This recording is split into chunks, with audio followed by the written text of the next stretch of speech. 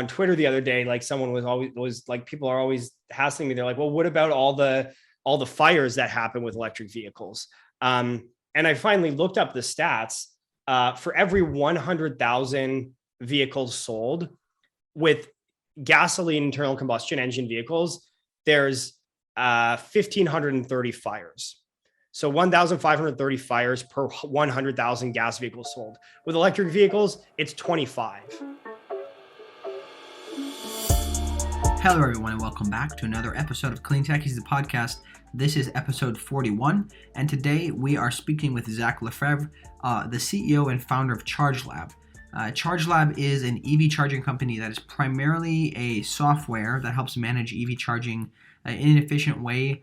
Oftentimes can help avoid large surcharges for breaking the energy thresholds during peak demand. It also helps even out the pull on the system when you have multiple cars charging. So a really interesting kind of software play in the EV space. And they are also a marketplace for EV charging equipment. So kind of a one-stop shop to get a lot of different things in the EV infrastructure and charging space handled. Really, really interesting conversation, to be honest. If I'm being frank, I think this is one of my favorite episodes to date, as I felt that Zach and I shared some very interesting kind of similar ideas on the space. Zach in particular was able to share some very interesting insights about some of the topics that we do usually cover, again, from regulation to EV adoption to the future of EV charging. And I think towards the end, my favorite, as usual, the education topic about how we are essentially forming the future generation of workers in this space. So really interesting conversation. Super excited to bring this to you. Before we do get into the show, of course, want to make mention to our sponsors, NextWave Partners. NextWave Partners are experts in talent acquisition and recruitment across the climate tech, renewables, and ESG spaces globally. So if your team is growing or you are looking to make a change in your career, please do consider reaching out to NextWave Partners. You can do that through their website at next-wavepartners.com, or you can reach out to one of their consultants directly through their LinkedIn, where you can find someone in your region and in your space that makes sense to connect with. Also worth mentioning, NextWave does talent retention services too. So, given the kind of mass shifting around of talent these days, it could be worth talking to NextWave for any talent retention purposes as well. But without any further delay, let's get into the show. All right, Zach, welcome to the show. How are you doing today? I'm great. Thanks so much for having me. Yeah, I'm very, very excited for this conversation. I think this is going to be a bit different, kind of focused on the software side, generally speaking, of EV, but I'm excited. So why don't you, I guess, just give us kind of a quick introduction to who you are, first of all, and what you're doing. Sure. I'm Zach Lefevre. I'm the founder and CEO of ChargeLabs. ChargeLabs is the operating system for EV charging. We don't build any EV charging hardware, but we build a software platform that sits on top of different brands of EV chargers. And once these EV chargers are connected to our software, we make them smarter and easier to use, more useful for fleets, multifamily buildings, public charging networks, and ultimately EV drivers who we want to provide a better charging service for. Okay. How did you end up getting into this space?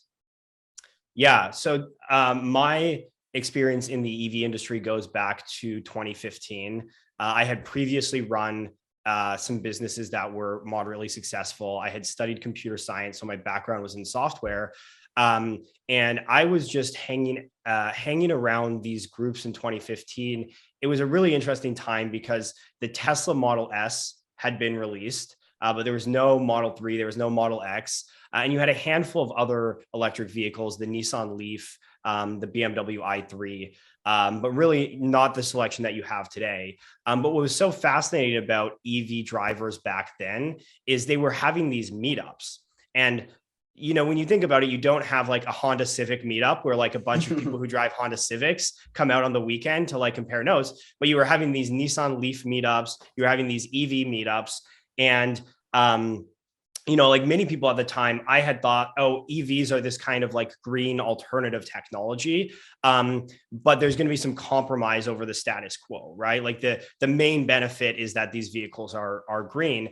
But what I found is that, there've been kind of a lot of marketing by the internal combustion engine industry to make you think these cars were deficient in some way. The first time you get into an electric car, whether it is the Tesla Model S in 2015 or even the Nissan Leaf, which had that older design that kind of looked like a weird alien spaceship, like the minute you step into it, you realize this Nissan Leaf accelerates like a BMW. It's super futuristic and like sounds completely silent.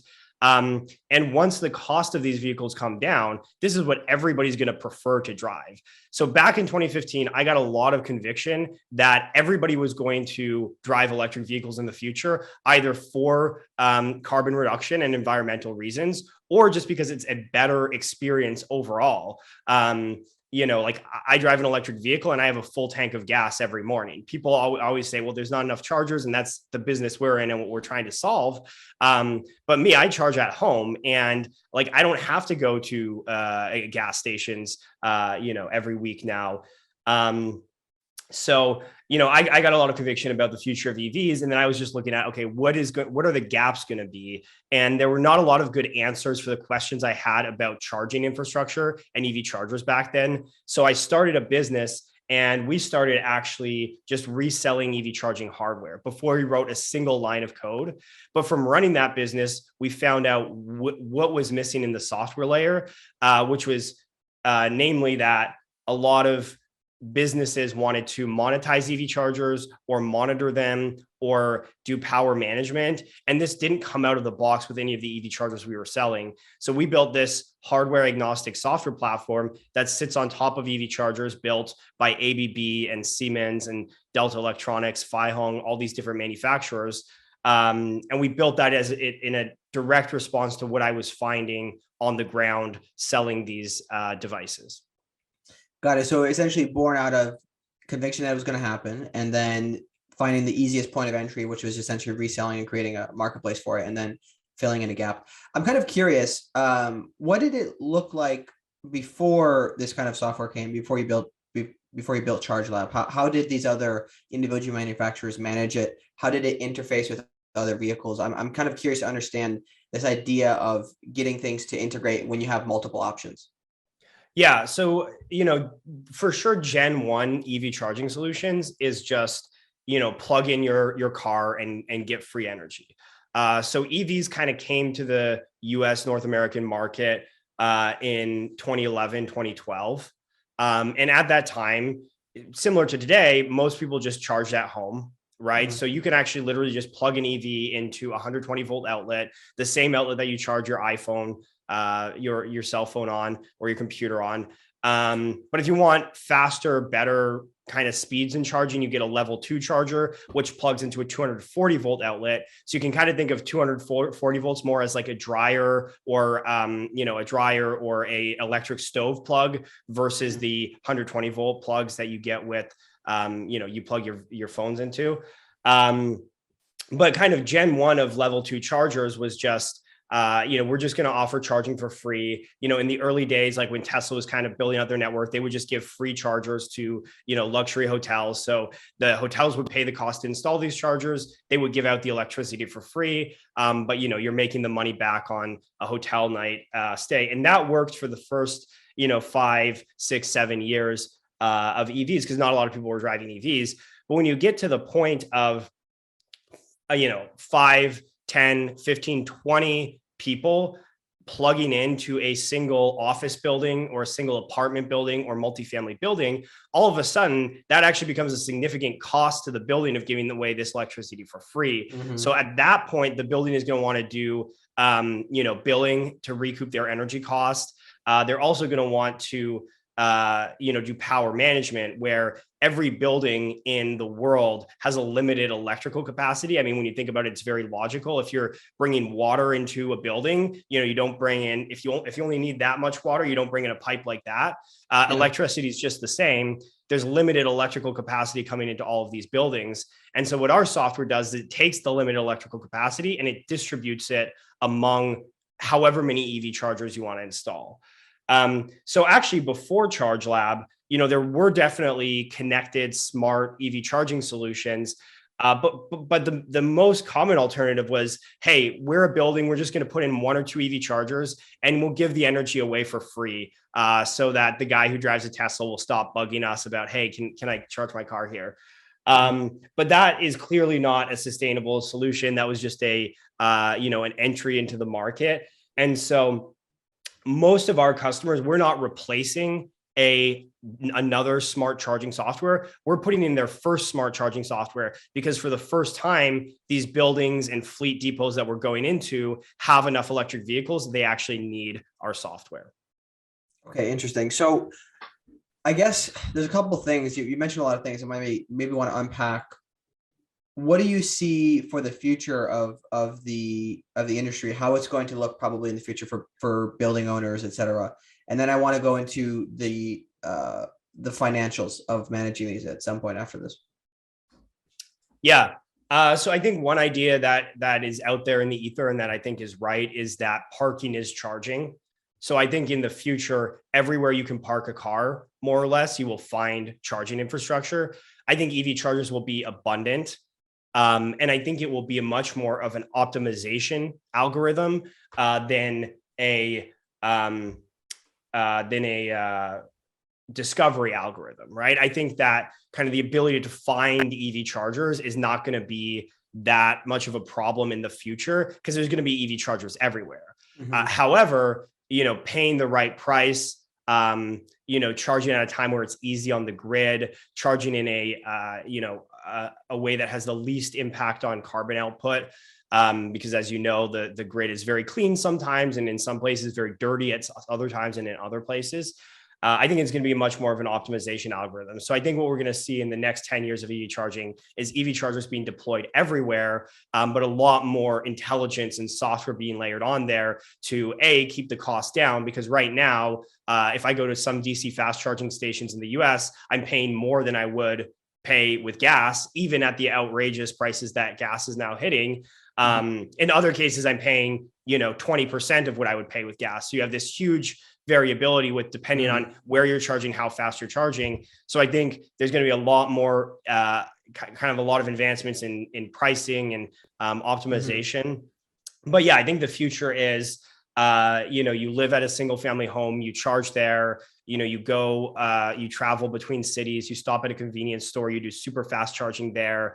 Let's say you live in a multifamily building. Maybe there isn't charging available at your home. So you'll charge again at convenience stores, you'll charge at the grocery store, you'll charge at an office building. But I think overall, just to kind of like hammer that point home, we already know the ratio broadly of EV chargers to EVs. And there's going to be 1.1 EV chargers for every EV.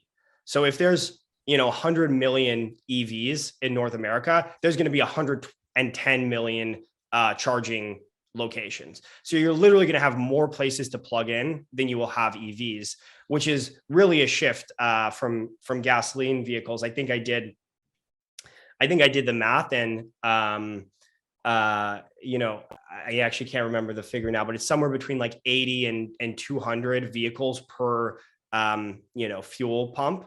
It's going to be a completely different dynamic where you're able to charge in many more places. But in order to get the speed or cost that you want, you're going to have to get more creative.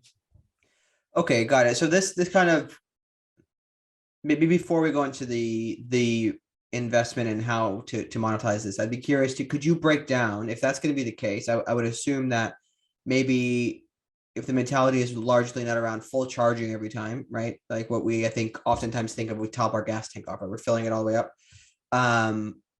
If that's going to be the mentality shift, that there's essentially more places to charge than vehicles, what are the types of chargers or the categories of chargers that we're going to be looking at? Because you mentioned, of course, like cross country travel, right? You're going to need fast chargers for that, but you can maybe do a little bit easier load if you're just parking on the street for 20 minutes to go grab a coffee or something, right? So could you maybe break that down and kind of how you see it dividing up in the future or currently? Yeah, so I think that right now you've got everything from plugging in, on a 120 volt outlet, which will give you about like 5 miles per hour of range, to a level 2 charger, which is the most common type of charger you use, which will give you about 25 miles of range. to these chargers that can literally give you at their peak power like 1,000 miles of range, and there's no EVs that have 1,000-mile range. So that means you're filling up from 0 to 80% or 0 to 100% in less than an hour. Where I think that the charging speeds are going to go is you're going to have a ton of these level 2 7 to 10 kilowatt chargers. Just absolutely everywhere. You're going to have them in single family homes, office buildings, multifamily fleets. And then on the DC fast charging side, you're going to go as fast as possible, because when you are there out in the public between cities, you're, at a rest stop, you're going to want to charge as fast as possible. So the kind of middle speeds you have, like the 50 kilowatt DC fast charging, that is largely going to disappear. And you're going to go towards, 7 to 10 kilowatt level 2 charging, and then 150 kilowatt plus, and potentially even like 250 kilowatt plus DC fast charging. So it's not all about going faster. It's about this bifurcation of like 7 to 10 kilowatts is more than enough for overnight charging, staying in the same place. That's 25 miles and in an hour of charging. Most people only drive about 30 miles a day. So it means you can fill up your car every day in less than an hour. You don't need to go any faster than that at home or at your office, or even arguably at a grocery store, right? You're going to spend an hour there. You could top up 25 miles pretty easy. But where we are going to go faster is this public infrastructure. And I think where you want to watch there is the NEVI funding, the infrastructure bill funding. And that is primarily targeting that corridor DC fast charging. And they're doing the right things in that bill of requiring, I believe it requires at least 150 kilowatt output per port. And they're requiring at least 4 ports per location. So that infrastructure bill over the next 5 years is essentially going to build out our public DC fast charging. But again, going back to those, 100 million vehicles will have 110 million chargers. Probably 100 million, like over 90% of those are going to be level 2 kind of mid-speed slow chargers. And then you're going to have, a certain percentage of those are going to be very, very fast DC fast chargers. Got it. Yeah, that makes a lot of sense. I guess it's very interesting to think about it this way, because we always complain about the range is a big issue, but I mean, the majority of people aren't going to be using it. Like my parents, if they had an EV, they'd almost never go over the range, right? And they typically go back and forth between 2 cities, right? So it's very, very basic. But okay, so let's move on to kind of how is it financially possible to operate these? Like, what are some of the different financial models for operating these chargers? I know I talked to somebody a while ago who mentioned he's in the development space for C&I projects for like solar and storage, right? And he mentioned that a lot of people assume these days that they're going to be getting the electricity for free for the vehicles, and that mindset shift will have to change. What do you see as far as the ways that it's done now for kind of the return on investment, and how it can be in the future, or what you see going towards?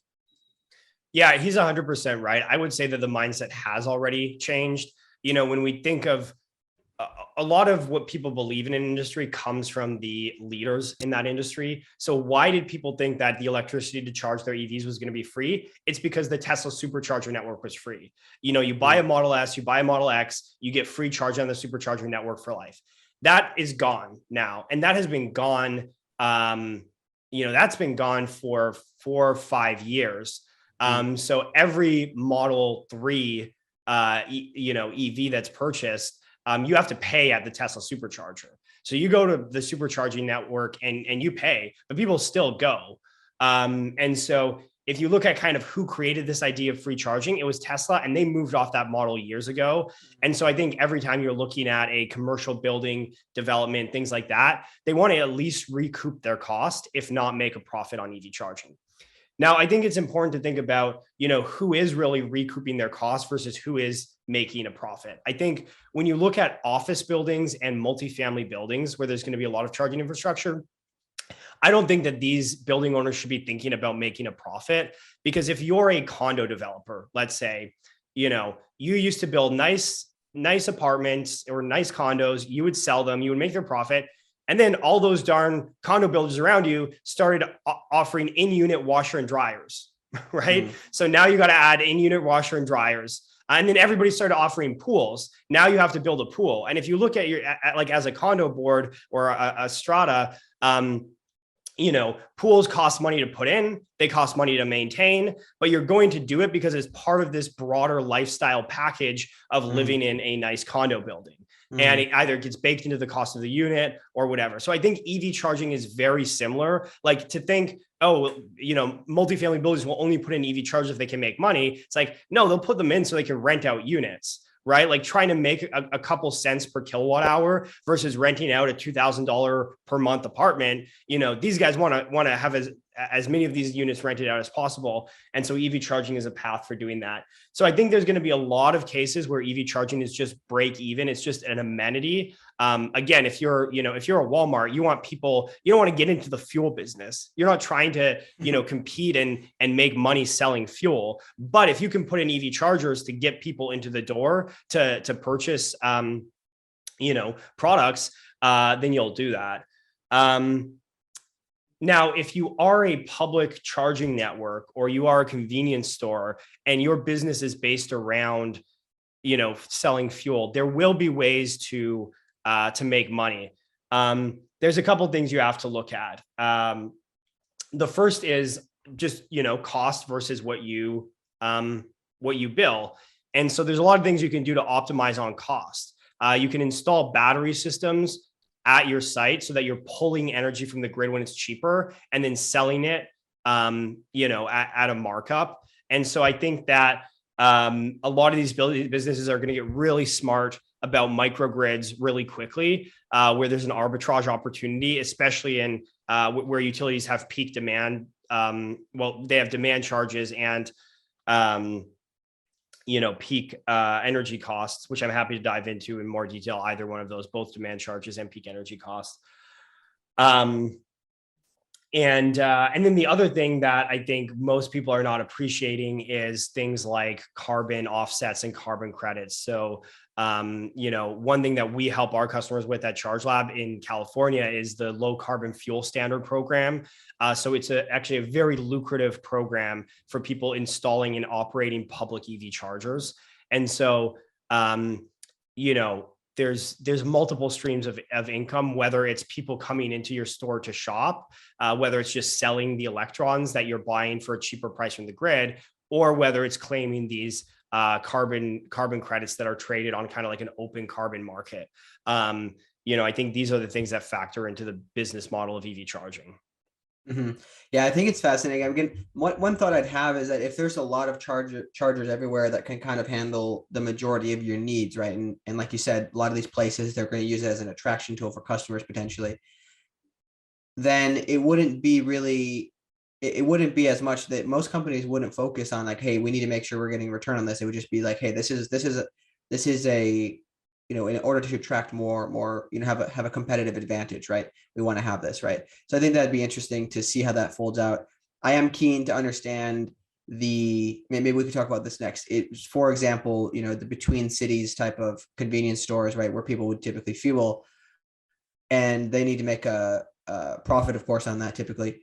What does it look like for them, do you know, or can you speak much to the extra things that they might have to invest in with, maybe additional, I don't know if they have to upgrade their transmission grid to be able to get more power there, because depending on how large you go, I'm assuming there could be a decent demand increase.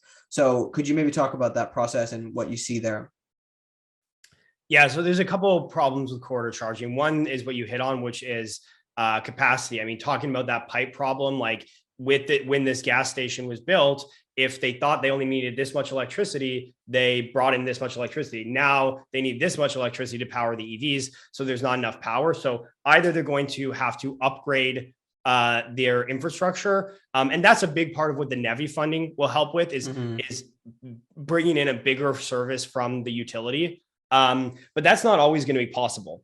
And the reason for that is because the grid is constrained in certain areas.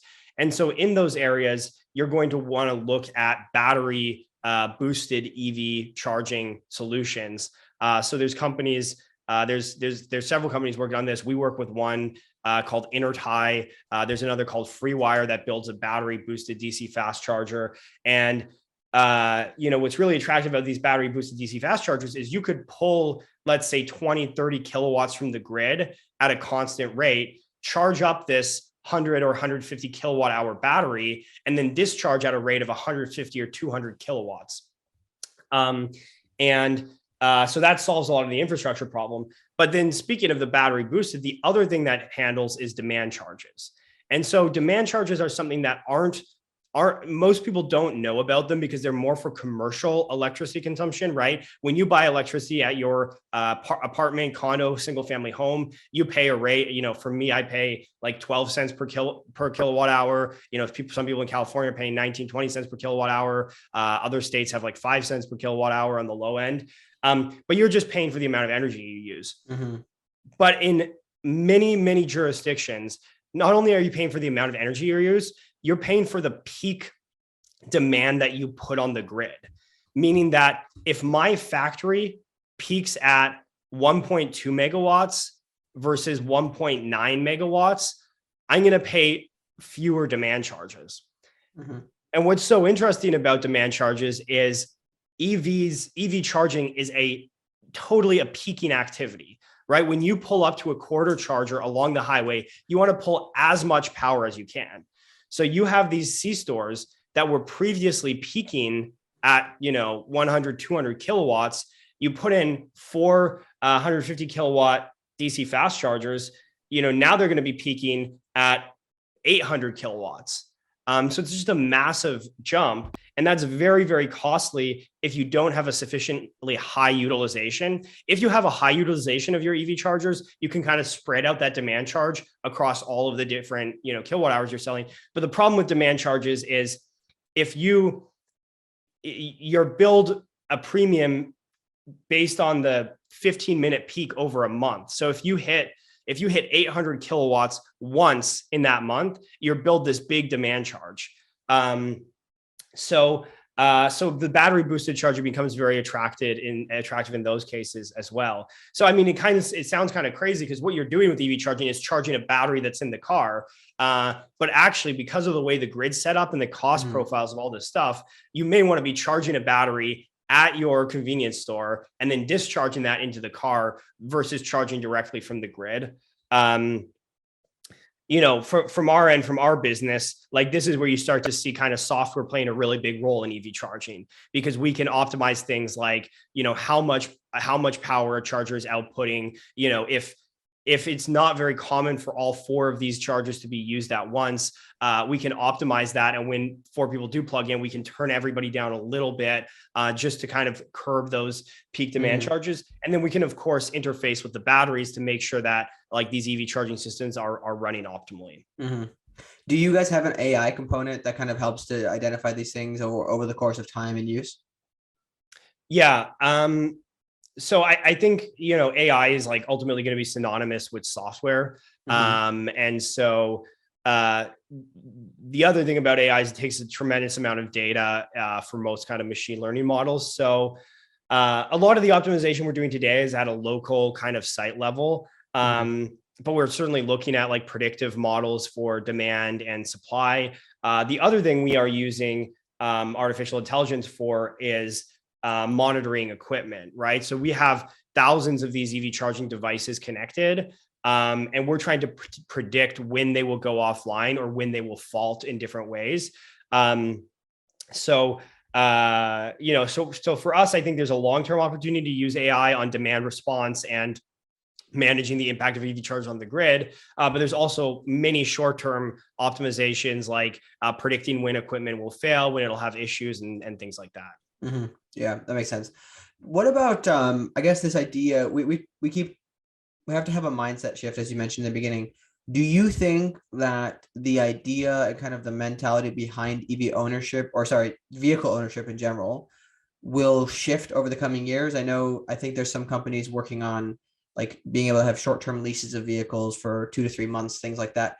Because, if we look at it, the majority of people, like you said, drive about 30 miles, less than 30 miles in a day. And when you do take those cross-country trips, or whatever for vacations, what it might be, it's going to be a different scenario. Do you see shifting behaviors in that, or kind of what are you thinking might happen in the future with this whole mentality of owning vehicles? Yeah. Great question. I think one of the most interesting models I've seen of this so far is there's a couple folks who are doing, they're going into multifamily buildings and providing 2, 3, 4 electric vehicles that can be rented on a daily or hourly basis. And that makes a ton of sense to me because when I lived in a apartment building downtown, I had a car, I paid hundreds of dollars per month for a parking space, and I use my car like twice a month. And so the idea of an electric car, sitting in the basement of my apartment building, charging up, and I can grab it and go to the store when I need and then bring it back. I think shared mobility like that makes a ton of sense. I think Uber, Lyft, and other rideshare alternatives also make a ton of sense. Then on the flip side of that, I've now, during the pandemic, I moved to the suburbs. I now live at a single family home in the suburbs. And, without my own personal car that I own, I'm kind of stuck. Rideshare services will get here. But, my grocery store is a 5-minute drive down the road. It's too far to walk. But I also don't want to call an Uber, and there's not really kind of a shared mobility solution for that yet. So I think that the future of mobility and energy is fascinating and it's going to change a lot. But I think it's also important to remember that the vast majority of Americans, Canadians, people in North America still live in single family homes. And so I think we will see, reallocation of mobility resources and parking and things like that in downtown cores relatively quickly. But then I think vehicle ownership is gonna persist in more suburban areas and certainly rural areas for a long time. I also think that autonomous vehicles are starting to feel like the way of the future, and they'll always be that. Meaning that we thought, 5 years ago, there were certain, very well respected people who were very bullish on like fully autonomous, everybody being fully autonomous by 2022. I think we will reach full autonomy eventually, but I think there's a lot of kind of middle ground to fill in. And so in our business, like we certainly think about, how can we provide the best charging services to rideshare and these rentals and condos and things like that. But also, how can we accommodate the fact that there are, tens of millions of single family homes that will need EV chargers, that will continue to have private vehicle ownership. So I think it's, for me, like, as generic as it sounds, it's all of the above. We're going to have better, micro mobility and shared mobility solutions, and then vehicle ownership is also going to persist. But I think the trend that will go across it all is like EVs are here and electric vehicles are here to stay. All of like you already, like every Uber or Lyft you get into is like a Prius, because it's just more affordable to drive a hybrid vehicle if you're driving a lot. I think you'll see a huge shift to electric vehicles on the ride sharing platforms. With vehicles like the Ford F-150 Lightning, you're going to see a huge shift of vehicles that are owned and fleet vehicles going electric. But yeah, I mean, it's interesting to see if we have this conversation 5 years from now. I mean, I'm curious of the people that come on your podcast, how many of them own a vehicle? I own one car now. I'm sure some people own 2 or 3 cars, and I'm sure a lot of people own 0 cars. So we'll see how that shifts over time.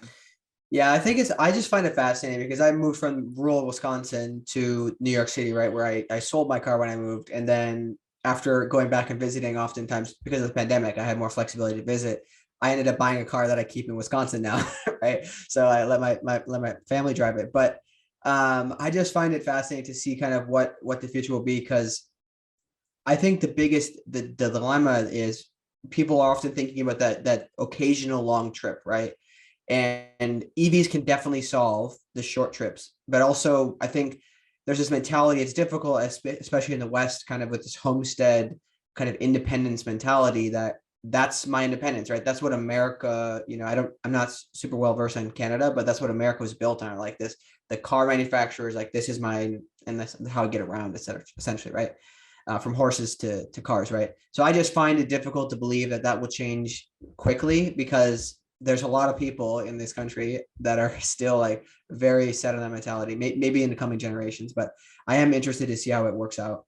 Kind of on the same token, what do you see? Maybe you have examples of cities doing this, or municipalities, with kind of just the other types of mobility, e-mobility, generally speaking, within cities, and then how that might relate to the same charging infrastructure for those. Again, typically, I have an electric skateboard to get around New York City whenever I, go across town. But I'm just kind of curious to like hear what your thoughts are generally and how that might look in the future. Yeah.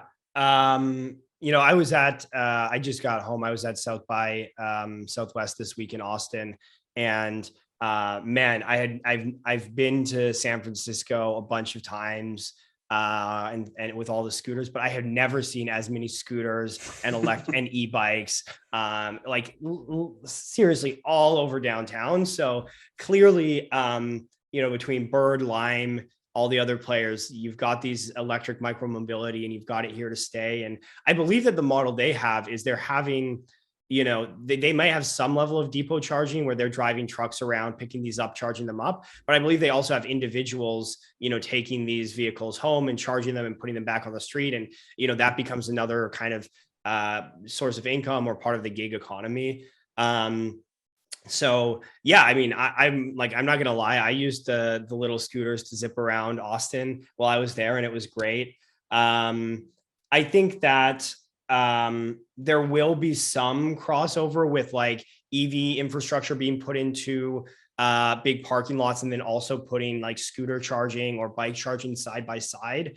But just, candidly, my experience is typically the people who are looking at EV charging are looking at it through like they're focused on heavy duty, or they're focused on vehicles. When I say heavy duty, I mean like a car versus a scooter, but then also heavy duty vehicles like buses, trucks, stuff like that. So, we do a lot of fleet charging. That's a big recent focus of ours. And in those cases, we're just looking at how can we charge the vehicles. But I think that, anything that reduces congestion downtown is great, because what's happening with rideshare and autonomous vehicles is not that people are driving less, people are driving more. And it's great, right? Now that you have rideshare companies, you have people who were not previously able to drive a car. So think of, teenagers, elderly, people with disabilities who can now move around and get around. But I think that increasing access to mobility is also going to increase traffic and congestion and all of these problems. So if you can alleviate it with micromobility, that's great. And I think the other takeaway here is it's just like, when we think about, are vehicles going to be gasoline powered in the future or electric, like you can look at all of these micromobility things, and like, these are all e-bikes, they're all e-scooters. That's for a reason. Like, electric vehicles fundamentally make a lot more sense. If you had a little gas tank in your Lime scooter and you had to fill it up and like turn over the engine and make sure everything was working correctly, it would be a lot more difficult. So I think that, I think that just gives you a hint at kind of like what the future of mobility is overall in terms of like shifting towards electric vehicles.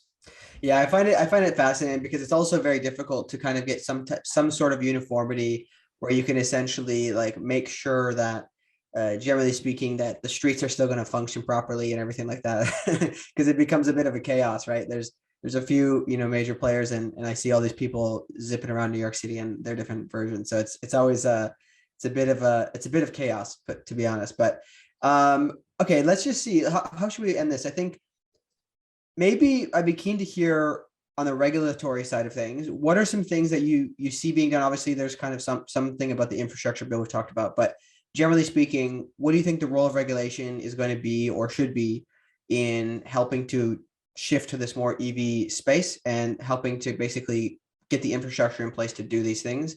And are there any specific things coming down the pipe that you're looking at and noticing? Well, I think there's the ideal, and then there's what we're going to get. I mean, the ideal is regulation getting out of the way. Mm, I think generally um, markets are very efficient and solve a lot of the problems themselves. However, I think we absolutely need EV rebates and EV charging rebates, not because I'm pro regulation, but because fossil fuels have been subsidized for so long. mm, People who come after, oh my God, why are we spending billions of dollars on EV chargers and EV subsidies? And yeah, there are problems with these programs. You're subsidizing people who can already afford to buy an electric vehicle, things like that. But there have been hundreds of billions of dollars in fossil fuel subsidies given out in the United States, over the past century. And so in many ways, like, I think you could argue that the switch to electric vehicles was delayed by subsidization of fossil fuel industries, right? So if I could wave a wand and have all subsidization of fossil fuels, gasoline vehicles, and electric vehicles stop, I would, because I think EVs are fundamentally a superior technology. mm, Electricity is cheaper than oil. It's made in America versus imported, right? When you fill up your EV, you're using power that is made in America versus imported oil. mm, And so I think, subsidies and regulations aside, EVs would win hands down. mm, And with the demand that we're seeing for EVs, the cost is going to get pushed down. Battery manufacturing costs are going to go down. EVs are going to be cost competitive with internal combustion engine vehicles. Basically, they already are on a total cost of ownership. So if you mm, take like a 15-year period purchasing and operating the vehicle, the more lower cost EVs are already more affordable than the lower cost gasoline vehicles. But I think that trend is only going to continue. I think, in a couple of years, like, my thesis has always been that you will have the early adopters who want the cool technology or are very conscious about the environment. But when EV adoption will really take off is when it costs less to drive an EV or to buy an EV and drive an EV than a gasoline vehicle. Because that's how, to your yeah. point, that's how America works, right? It's a marketplace, and the best ideas and the best products win. EVs are a better idea and are a better product than internal combustion engine vehicos, right? Like a Mm, Honda Civic has 2,500 moving parts. A Tesla Model 3 has like 18 moving parts. I'm not a mechanical engineer, but you can kind of do the math on what's going to be maintained, what's going to be easier to maintain, and what's going to cause you more problems. I'm not saying that Teslas never break down. Everything with moving parts breaks down. Everything with software breaks down. Entropy happens. But yeah, I mean, I was even like on Twitter the other day, like someone was like, people are always hassling me. They're like, well, what about all the fires that happen with electric vehicles? And I finally looked up the stats.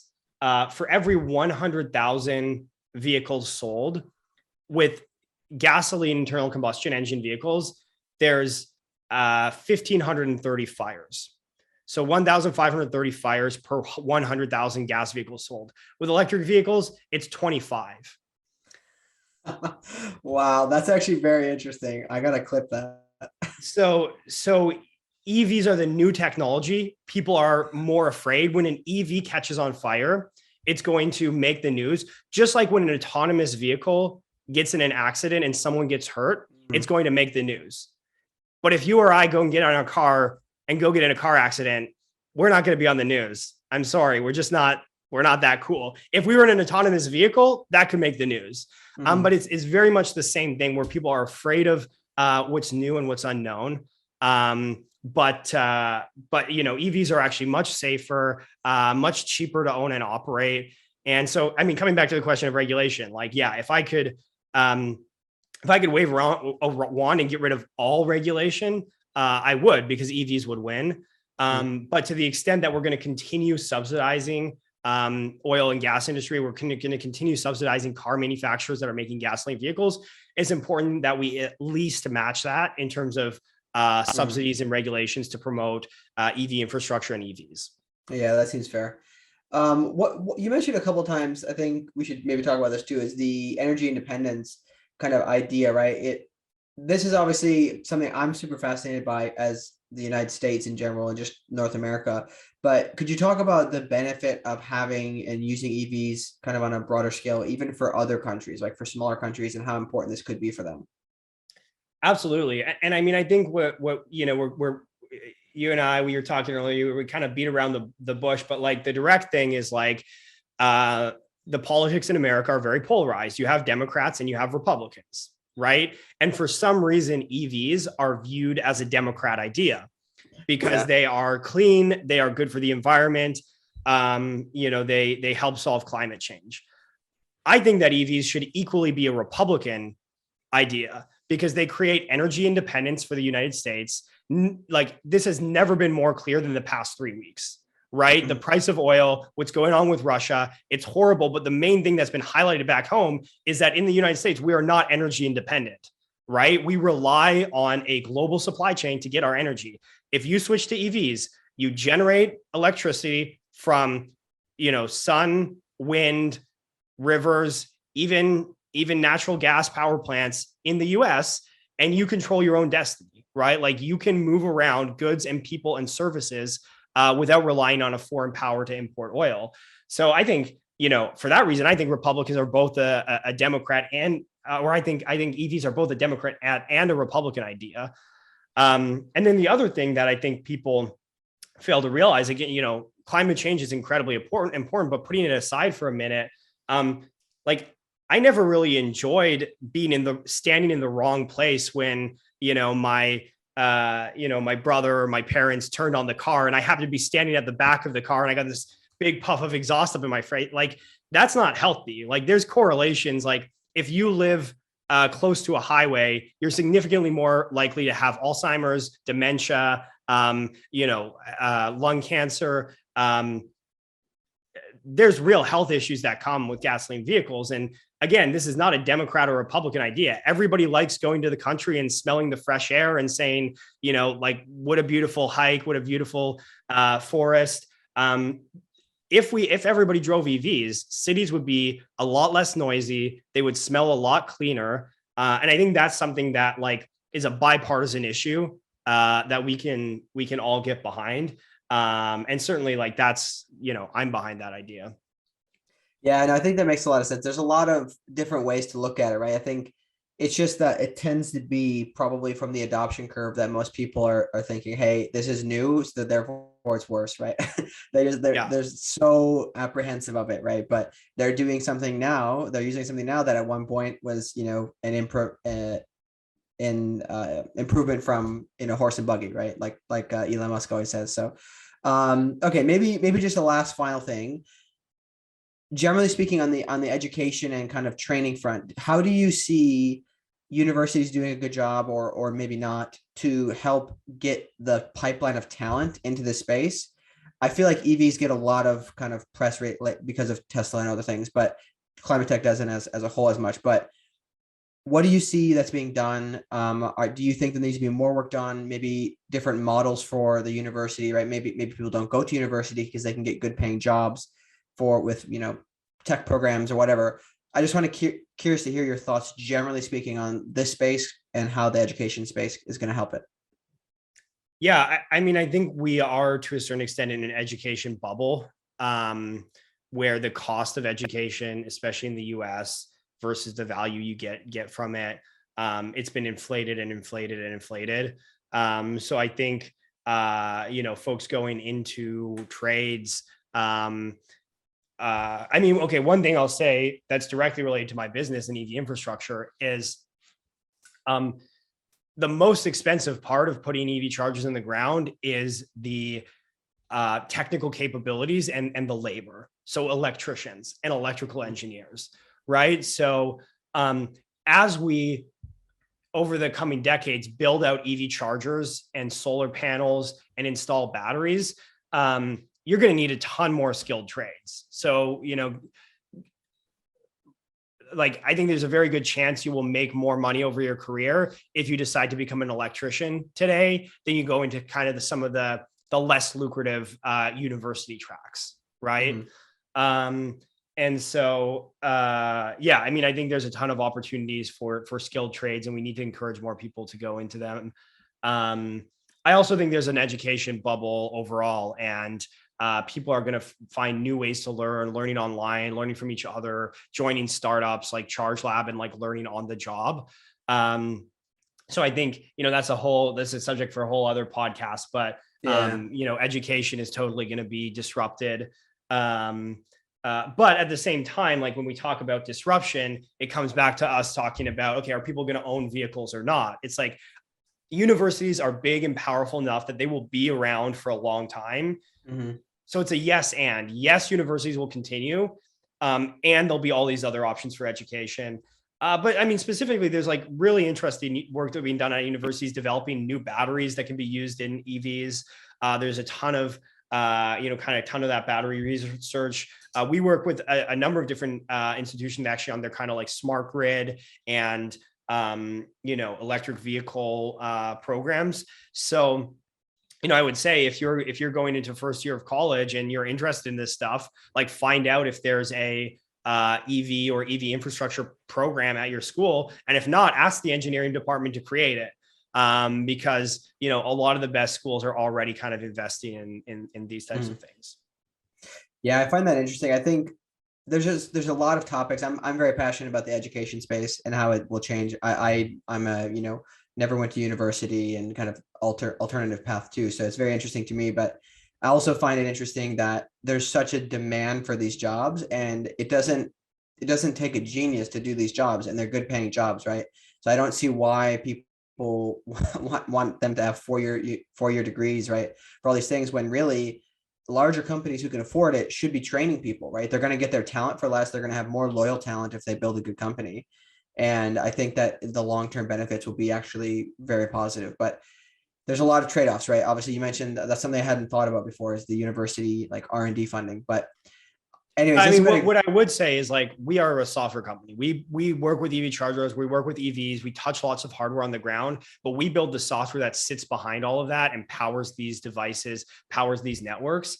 And when we look to hire software developers, we look for people with computer science or software engineering degrees, but we also look at people who have done coding boot camps, people who never went to college, but went to learn how to code. And basically, to get a job at ChargeLab, you don't have to have a university degree as an engineer. You have to complete a coding challenge. So if you can complete our challenge, and you could do it better than those, guys with the fancy hats that went to college, we will hire you in a heartbeat. And I think a lot of companies, maybe not the bigger companies, but a lot of smaller companies, have the same opinion. Like, I would tell you, among the startup founders that I know, there's not, like, I would say there's almost an overwhelming consensus that university degree doesn't matter. What matters is your skills and your attitude. Are you able to do the job that we need done? And are you willing to learn? Are you willing to work hard? Are you willing to take the risk of being a part of a startup where it's not a guaranteed thing? We don't pay as high as Google and Apple, but we offer a chance to really influence directly the things that you work on.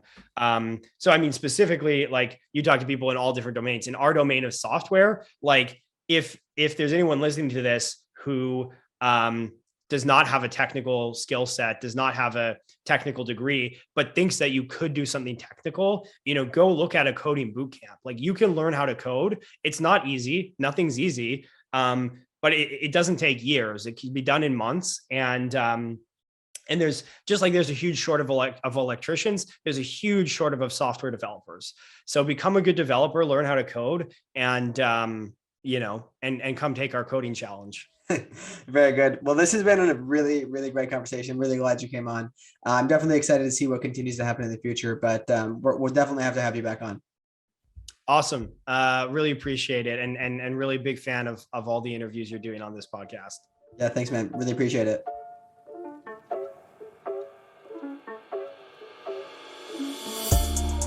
All right, everybody. Thank you so much for joining on today's episode. Really hope you enjoyed the conversation with Zach as much as I did. If you would like to continue hearing more conversations like this, please do subscribe and turn on the notifications on the respective applications that you're listening on. We do ask specifically if you're listening on Apple Podcasts, as always, please do give us a rating and a review so we can help to gain greater reach. It really does help spread the podcast. Obviously, this entire show, all we're doing here is trying to spread the word about what's happening. So we really want to, help get the word out. So that would be much appreciated. Please do share this episode with somebody who might find it interesting. I feel like there's a lot of different people who could benefit from some of the aspects of this show. Perhaps share the clips or the areas that most resonate with you or potentially with your friends. If you're interested, you can get more involved by joining the Slack channel, which is the link for it is in the description. If you want to get more involved with other professionals in the space or just network in general, sometimes some interesting things are happening there. And then, of course, please do connect with Zach on LinkedIn and look into ChargeLab, look into their website. And, of course, as always, feel free to reach me on Twitter with any questions you have. If you'd like to be on the podcast, somebody who I should interview, feel free to ping me there. And just a quick shout out for our next episode, we will have a discussion with Michael Luciani of Exponential Impact, which is a rolling syndicate fund where we discuss kind of climate tech investing at large. We did go into some interesting topics. I think it was one that covered a lot of, I guess you could say, pertinent kind of topics right now. We went on just investing in general all the way over to kind of how will blockchain technologies play a role in the climate tech investing space. So very interesting conversation coming up next. So please stay tuned for that. And until then, thank you so much for listening to Clean Techies, the podcast.